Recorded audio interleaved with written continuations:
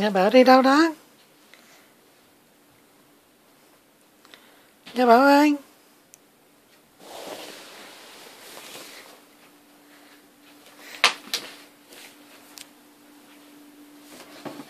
Mẹ la đó. No. No. Không được, mẹ la đó.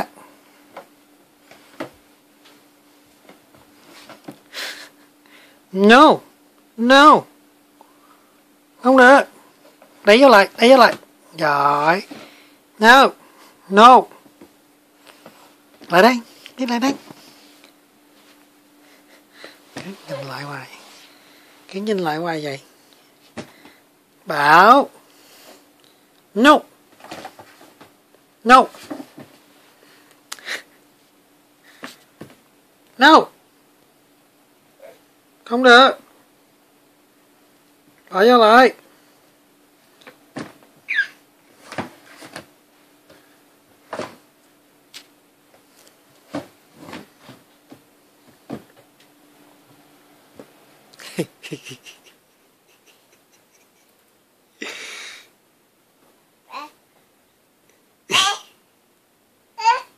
Vậy.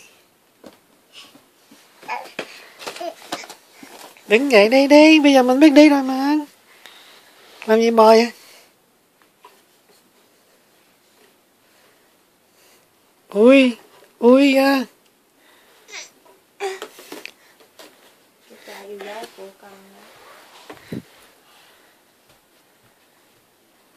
Đi theo mẹ kìa, đi theo mẹ kìa.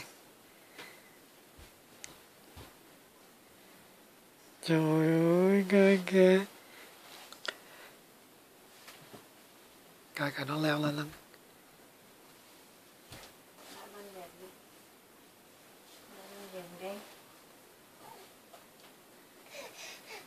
Hi hi hi. Hi hi hi. Hi hi hi hi. Hi hi hi.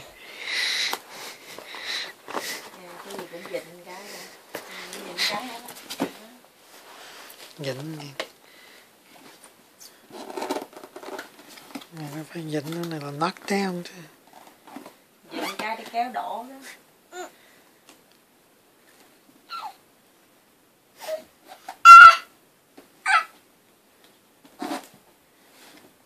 Đẩy lại để bước lên giường nè con.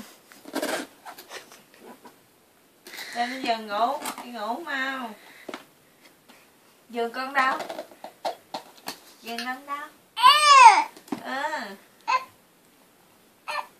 Bảo ơi. Dạ Bảo. Dạ Bảo. Dạ con. Nghe.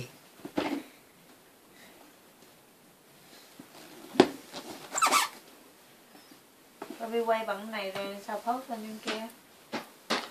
I can post it direct to YouTube.